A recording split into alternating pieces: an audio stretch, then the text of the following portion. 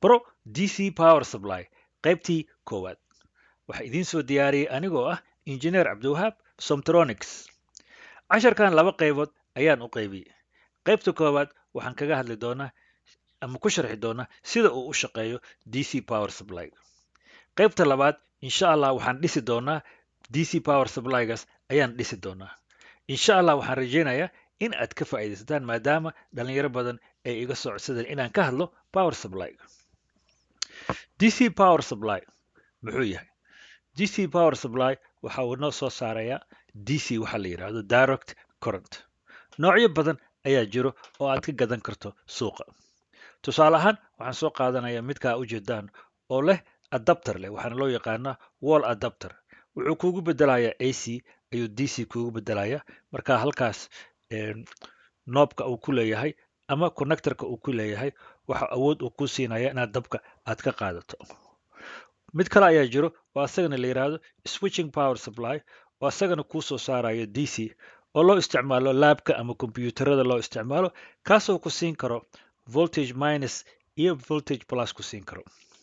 Waxaa kaloo jiro mid asagana loo isticmaalo labka oo asagana kuu sheegayo inta voltage uu soo saari karto ama aad bedeli karto wuxuuna also kuu sheegaya inta koronto oo aad markaa aad ka isticmaashay. Tusaalahan haddaan usoo qaadan xataa solar charger controllerka oo ku shaqeeyo solarka waxa uu u bedelayaa solar panelka tamarta ka soo baxda ayuu wuxuu kugu bedelayaa DC kaasoo aad u isticmaali karto inaad ku daarato wax ku shaqeynaya DC ama nal ama farjiteer ama waxyaalo saas oo kale ah. Waxaa kaloo awood uu ku siinayaa solar charge controllerka inaad bateriga aad ku charge garayso DC asagoo ku siinayo. Tusaalahan waxaan kaloo soo qaadan karnaa adapterka oo asagana AC DC u bedelayo oo aan u isticmaalno telefonadeena kaasoo aan ku charge garaysano telefonadeena. Su-aasha aan isweydiinayna marka waxay tahay DC Power Supply-ga meeqa nooc ayay u kala baxaan? 3 nooc ayuu power supply-yada u kala baxaan. There are 3 major kinds of power supply. Kan ugu horeeya waxaa la yiraahdaa unregulated power supply. Kan ku xiga waxaa la yiraahdaa linear regulated power supply. Kan u dambeeyana switching power supply. Waxaa laga yaabaa power supply kale inay jiri doonaan mustaqbalka ama ay hadda la design gareynayo. Marka saddexdaas ayaan hadda aan ka hadlay. Unregulated waxay ka taagan tahay power supply isma bedeli karo oo markii aad 5 volt uu yahay ama tusaale ahaan 5 volt oo DC markuu yahay waxaa laga yaabaa inuu tago 5 6 inuu tago hoosna uu tago 4 marka lama hubi karo power supply-gaas quwadda uu ku siin doono. Marka taasaa waxaa loo yiri unregulated. Unregulated waxay ka taagan tahay waxaan sharciyeysnayn oo aanan meel ku taagnayn. Linear regulated waa kan aan kaga hadli doono casharkan. Waa midka regulated ah oo markaad aad ku program garayso ama aad ku design garayso inuu 5 volt ku siino uu ku siin doono 5 volt. Switching power supply asagana waa power supply kale oo asagana la isticmaalo oo isku dhisan high frequency pulsating wax la yiraahdo ku dhisan ayuu asagana insha Allah qayb dambe ayaan kaga hadli doonaa switching power supply kaliya. Laakiin casharkan waxaan ku soo qaadanaynaa linear regulated power supply. Waxa important ah power supply markaan ka hadlayno inaan ka hadalno transformerska. Transformerska waa wadnaha power supply-ga DC ha noqdo ama AC ha noqdo. Transformerka laba nooc ayay u kala baxaan. Step down transformer mid la yiraahdo iyo step up transformer wax la yiraahdo. Step down transformer ayaan u isticmaali doonaa casharkan. Step down waxay ka taagan tahay kii hoos u dhimayay ama hoos u dhigayay quwaddii AC-ga. Waxa uuna leeyahay inductor gudihiisa ku jiro ama coil oo leh primary iyo secondary. Primary-na waa tan uu ka soo galayo dabka, secondary-na waa meesha uu ka baxayo.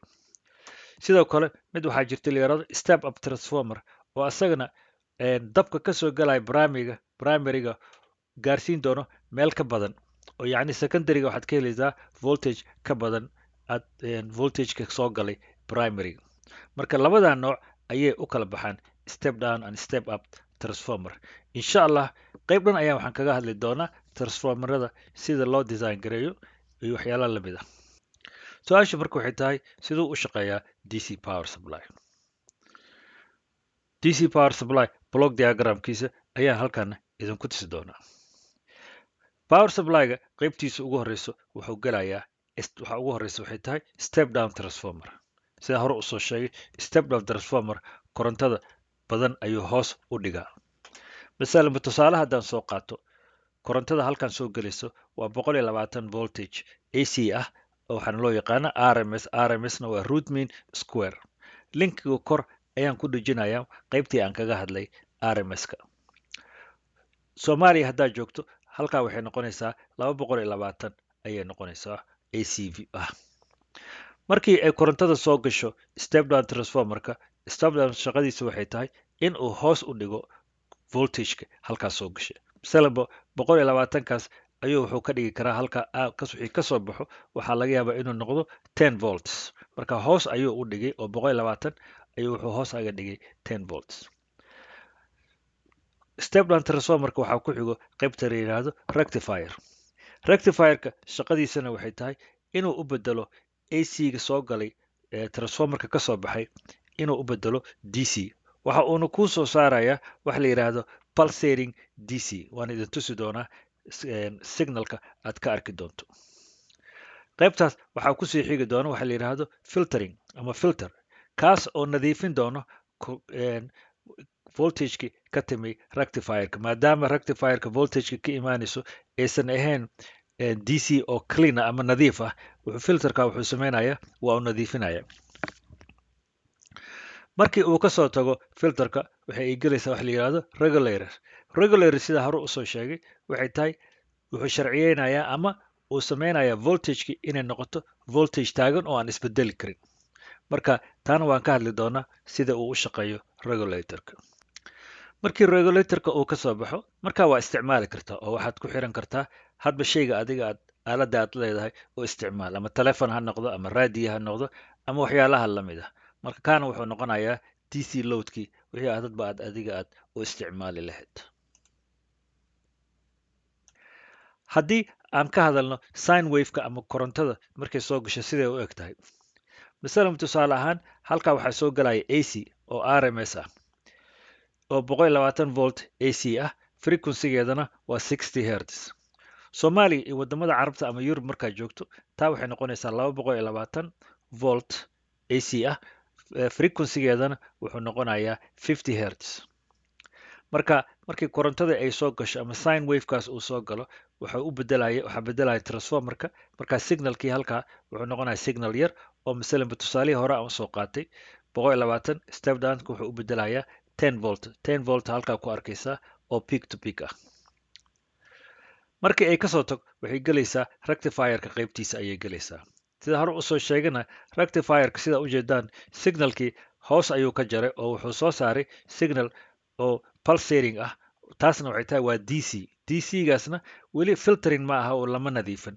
Ujeedadan ka leenahay waxay tahay inuu signalkaas uu noqdo straight uu noqdo oo aan ka saarno pulsating waxyaalahan hoos aaday. Taasna waxaan isticmaalaynaa filtering. Filteringkaas oo ka kooban capacitors. Capacitorskaas awood waxay noo siinayaan inuu signalka uu u bedelo noocaas. Macnaha sida ujeedaan meeshaan dhuuban halkaan ah uu ka saaray oo wuxuu u egyahay DC ayuu u egyahay. Kaas marka uu kasoo tago waxa uu galaya regulatorki. Sida hore usoo sheegay waxaan isticmaali doonaa chip la yiraahdo 7805. Ka awood wuxuu noo siinaya inuu soo saaro DC clean ah oo yacni sida line-kana ujeedaan waa DC. Marka wuxuu ka tegey AC ayuu ka tegey oo ah sine wave, wuxuuna tegey DC oo ah hal line. DC-gaas marka male wax frequency oo waxay tahay zero frequency sida aad la socotaan. Block diagram-kan halkan aan idinku tusay waxaan u bedeli doonaa schematic diagram. Picture-ka ama sawirka aad ujeedaan waa circuit-ka aan dhisi doono. Waxayna tahay AC DC u bedelayso oo korontada soo galayso ay tahay 120 volt AC ah. Marka waxaan u bedeli doonaa 5 volt DC. Korontada halkaa ayay kasoo galaysaa iyadoo AC ah. Halkaana waxaa ka soo baxayo DC ayaa ka soo baxayo sida horey aan idiin tuso. Connector-ka ama adapter-ka ku xirmaayo power-ka guriga soo galayo waxa uu na siinayaa 120 volt AC ah, frequency-giisana waa 60. Wadamada Soomaaliya iyo wadamada Yurub ama Carabtana halkaa wuxuu noqon doonaa 220 volt AC. dabka soo gelayo wuxuu ka qaadanayaa lugtaas, taasna waxaa loo yaqaanaa hat. waxaan ku xireynaa fuse ah 15 ampere. haddii korontada soo gelayso ee circuitka uu soo gelayo uu ka bato 15 amp, si uusan transformerka iyo circuitka u guban ama u qarxin, fuseka ayaa guban doono. marka waxaan u baahanaa fuse keliya inaan bedelno. lugta dhexda ah waxaa loo yaqaanaa earth ground, waa midda ku xirmayso adduunka, groundka ku xirmayso. tan kalena waxaa loo yaqaanaa neutral. neutralkana sidoo kale waa sida groundka oo kale. qayb dhan ayaan kaga hadlay oo aan kor ku dhijin doono. transformerkaan isticmaali doono waa step down transformer. waxa uu leeyahay primary coilkiisa oo meesha AC-ga uu kasoo gelayo. gudaha wuxuu ku leeyahay wax la yidhahdo laminated core oo asagana magnetka noo aruurin doono. qaybtiisa kale waa primaryga waaye, asna wuxuu leeyahay another coil kale ayuu leeyahay. transformerkaan isticmaali doono waxaa la yidhahdaa center tapped, oo macnaheedu waxay tahay secondarygiisa ayaa wuxuu leeyahay fiilada dhexda ku jirto ayaa waxay ku xirmaysaa groundka. marka taana waxaa la yidhahdaa center tap. markii aan kasoo tagno transformerka waxaan u gudbaynaa waxa la yidhaahdo rectifier. rectifierka aan isticmaali doono diodkiisu waa 1N4007 oo laba ah, D1 iyo D2. marka waxay noqonaysaa rectifierkaas waxa la yidhaahdo full bridge rectifier, kaas oo na siin doono complete AC. markii aan kasoo tagno diodka rectifierka aan kasoo tagno waxaan u baahannahay filtering.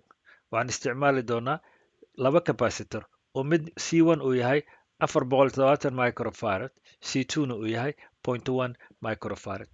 shaqaday qabanayaan sida hore aan usoo sheegay waxay tahay inay nadiifiyaan DC-ga ka imaanayso rectifierka ama diodka.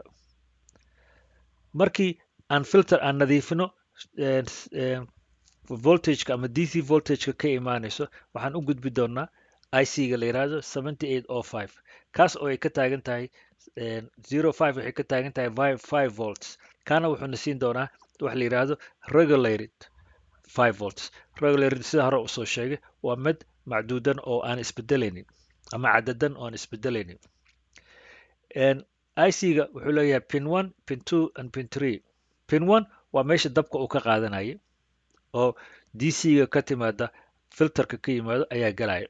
pin 2 waxa uu ku xirmayaa groundka. pin 3na waa outputka, waa meeshii aan ka qaadanaynay DC aan ka qaadanaynay. marka kaana waxa uu ku xirmaya another, waxaan ku xiraynaa capacitor oo kaasoo awood noo siinaya haddii halkaas ay ka timaado noise ama ay ka timaado noise uu ka yimaado ama uu ka yimaado loadka noise uu ka yimaado, capacitorkaas awood wuxuu noo siinayaa inuu nadiifiyo sida halkaan oo kale. markii pin 3 uu noo soo saaro 5 volts, marka waxaan u baahannahay groundka iyo powerka oo pin 3 ah inaan ka qaadano voltageki. marka taa waxaan ku xiri karnaa loadkii ama wixii hadba anaga aan u isticmaalaynay. resistorka waxa uu masalaya loadka aad u baahan tahay. marka sidaas ayay circuitkaas u samaysan tahay. inta aan circuitka aan simulation aan ku samayn, waxaan rabaa inaan idin sharxo sida signalka uu u gudbo qayb kasto.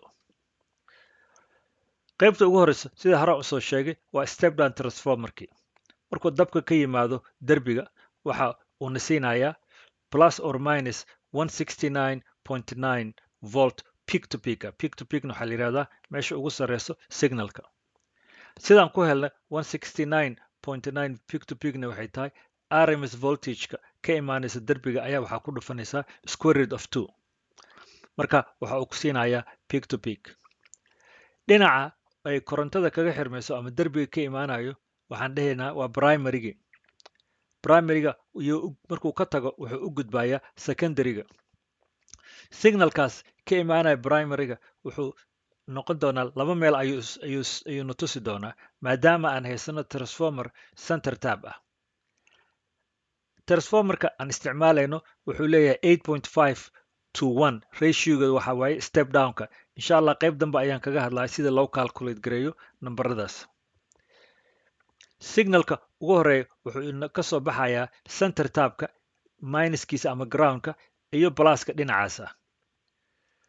signalka kale oo kasoo horjeedo kanna sida hadda u jeedaan markuu kan plus yahay kan waa minus y markuu kan minus yahayna kanna waa plus labadaas signal ayaa waxay imaan doonaan secondaryga labadiisa fiilood haddaan ku xirno rectifier ama diode aan ku xirno diodeka waxa uu detectgareeya wuxuu u shaqeeyaa hal dhinac oo anodeka oo positiveka ayaa waxaan ku xireynaa signalka ka imaanayo secondaryga ee step down transformerka marka dhinacan kale waxaan arki doonaa diodeka wuxuu only detect garan doonaa markii uu positive pluska uu yahay oo markuu halkaa plus yahay diodeka waa uu shaqaynaya dhinaca kale waxaa kasoo baxayo halka pulse oo ah 9.3 volts waxaan ka jarnay 0.7 volts kaas oo ah diodeka voltageka uu u baahan yahay marka diodeka wuxuu isticmaali doonaa 0.7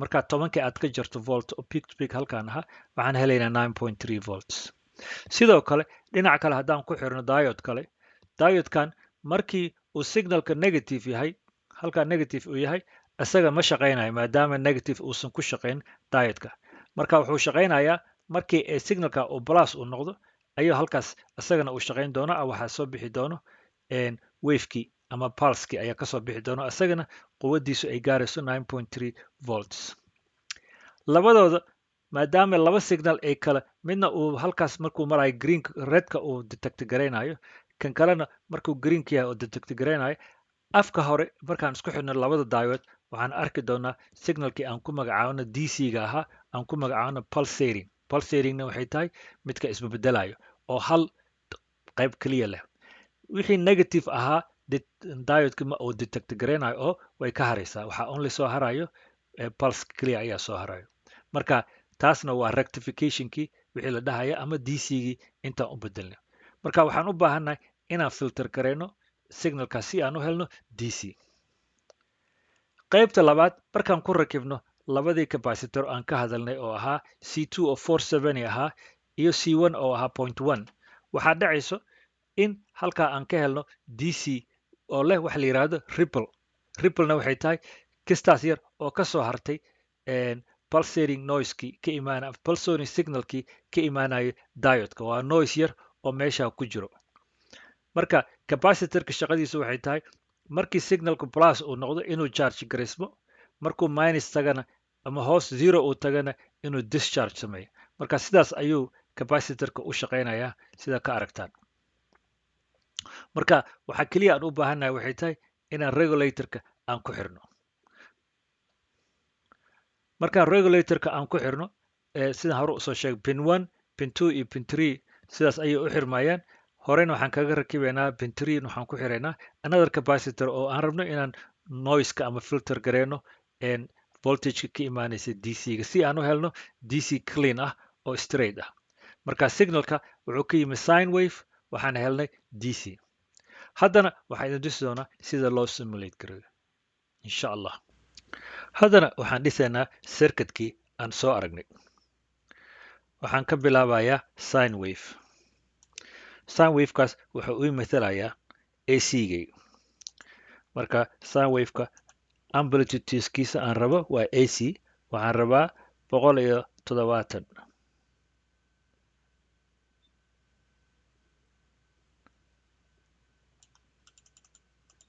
170 frequencygiisa ayaan rabaa also inaan bedelo oon ka dhigo 60 inaan ka dhigo maadaama aan isticmaalayo north america frequencygeeda marka kana waa 60 hertz waxaan kaloo u baahnahay in aan helo ground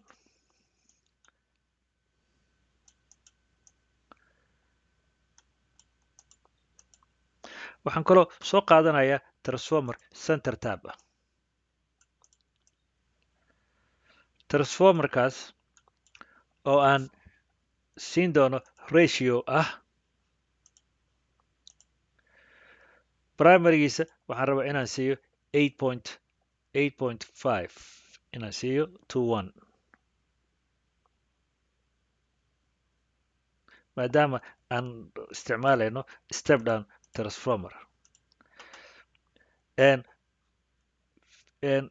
ac-ga fiilada ka imaanaysa hadka waxaan ku xirayaa primaryga oo transformerka transformerka dhinaciisa kalena waxaan ku xirayaa groundka. dhinaca kale oo secondaryga transformerka waxaan ku xirayaa diode, laba diode ayaan ku xirayaa sida circuitkii hore aan idinku tusay. waxaan soo qaatay diodekaas waxaan ku xiri doonaa secondaryga signalka ka imaanaya. diode kale ayaan soo qaadanaya, isagana waxaan ku xirayaa secondaryga fiilada ka imaanaysa dhinaceeda kale. center tabka maadaama uu labadooda u dhexeeyo waxaan ku xirayaa ground si aan u helo laba signal oo opposite isu ama iska soo horjeedo. marka waxaan soo qaadanayaa groundkaas ayaan waxaan ku xirayaa centerka. haddii aan fiirino signalka ka imaanayo AC-ga, haddaan fiirino sidaa ujeedaan waxaad aragtaa signalkii. marka waxaan bedelayaa scaleka ayaan bedelayaa si aad u aragtaan signalkaas. sidaa ujeedaan waxaan aragnaa sine wavekaas waxa uu na tusayaa AC signalkii ka imaanaya derbiga. quwadiisana waxay tahay 170 oo peak ah, minuskana waa 170 sida halkaad aad aga jeegtaan. maximumkiisa waa 170, frequencygiisana waa 60 hertz. haddii aan fiiriyo dhinaca secondaryga aan fiiriyo, oo markaa kan aan iska joojiyo aan secondaryga aan fiiriyo,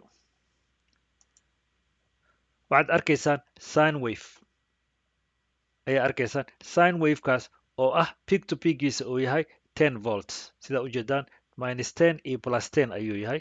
waxaana uu akrinaya around 10 volts, 9.94 ayuu maximumku yahay. frequencygiisana waa 60.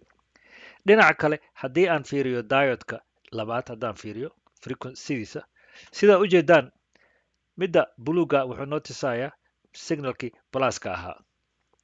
dhinaca kalena cagaarkan wuxuuna tusayaa signalkii negativeka oo pulsiga negativeka ahaa, maadaama laba signal aan haysano. sida aad ujeedaan labada signal opposite isu yihiin. mid markuu plus yahay kan kale waa negative, greenku waa negative, kan kalena bulugana waa positive. marka sidaas ayay labadaas signal opposite iskugu yihiin. hadda marka waxaan fiirinaynaa signalka ka imaanayo diodekaas. si aan u is aragno waxaan u baahanahay load. marka waxaan soo qaadanayaa resistorkaas ayaan waxaan samaynayaa waa ku xirayaa halkaas. waxaan kaloo u baahnahay ground ayaan u baahnahay maadaama signalku uu u baahan yahay ground. marka haddaan ground ku xiro halkaa waxaan ku arki doonaa rectifierka signalka ka imaanayo. kan waa deminayaa, kanna waa iska deminayaa isagana signalkaas. marka waxaan u baahnahay kaas keliya inaan fiiriyo.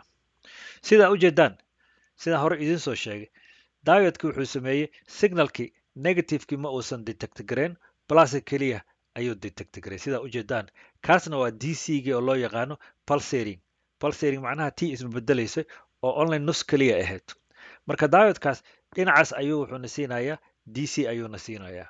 haddaan sidoo kale aan halkaas aan ku xiro resistor kale, aan ku xiro load, aan ku xiro si aan u arko dhinaca kale oo isagana aan ku xiro ground, aan ku xiro, waxaan arki doonaa oo halkaasna aan fiirino, waxaan arki doonaa labada diode sida ay u shaqaynayaan. sidaa ujeedaan kan haddaan damiyo hadda waxaan arkaynaa kii labaad inuu isagana sida kan kore uu u shaqaynayo. waxay ku kala duwan yihiin labadooda waxay tahay kan markuu plus yahay kan waa negative, kan markuu negative yahay kanna waa positive. marka signalkii waa isweydaarsanayaan. marka dhinaca kalean fiirinaynaa hadda dhinacaas si aan idin tuso. sidaa ujeedaan markuu mid plus yahay kan kale negative waaye, waa ma detect garaynayo. markuu midka kore uu detect garaynayo ama uu signalka u daayay inuu galo, kan hoose uma ogolaana. marka waxaa arki doontaan signal pulsating ah. marka taasna waa DC-gii aan ku magacaabnay pulsating. hadda waxaan u baahannahay in aan filter garayno.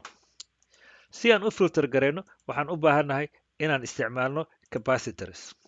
marka waxaan soo qaadanayaa capacitor ayaan soo qaadanaya capacitorkaas oo aan siin doono qiimo aan siin doono waxaan ka dhigayaa capacitorkaas 470 pico microfarad ayaan ka dhigayaa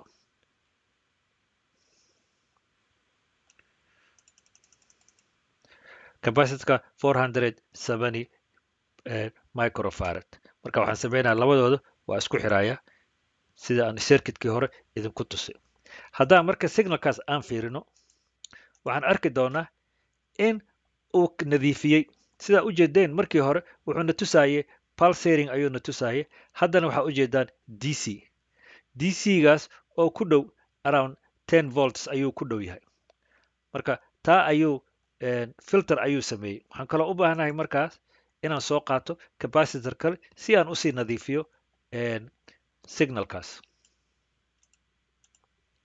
groundka iyo groundkana waa isku xirayaa kaasna waxaan u baahnahay sidaan hore idin tusay waxaan u baahnahay capacitor ah 100 nanofarad markaa u bedesho microfaradna wuxuu noqonayaa 0.1 microfarad haddaan marka aan fiirino signalka halkaas joogo haddaan fiirino waxaan arkaynaa in uu ku dhow yahay sida 10 volts uu ku dhow yahay maadaama capacitorka iyo labada capacitorba ee filter garaynaya kaasna marka waxay tahay dc sidaas ayaan u bedelnay dc ugu bedelnay ac-ga ka yimi halkaas marka haddaan idin tuso ac-ga soo galay iyo dc-ga ac-ga soo galay waa kaasa waxaan u bedelnay dc waa midda buluugan greenkana waa ac-gii soo ka yimi derbiga ka yimi marka sidaas ayaan u simulate garaynaynaa circuitka waxaynana tusaysaa in aan designka aan sameyno uu yahay design sax ah oo na siinayo dc voltage marka waxa kaliya noo harta waxay tahay inaan ku xirno linear inaan ku xirno regulatorka inaan ku xirno regulatorkana insha allah waxaan idinku tusi doonaa asagoo markaan circuitka dhisayo ayaan idin tusi doonaa insha allah ilaa waxaan rajeynayaa inaad ka faa'iidaysateen insha allah subscribe garey insha allah casharo kale ayaa soo socda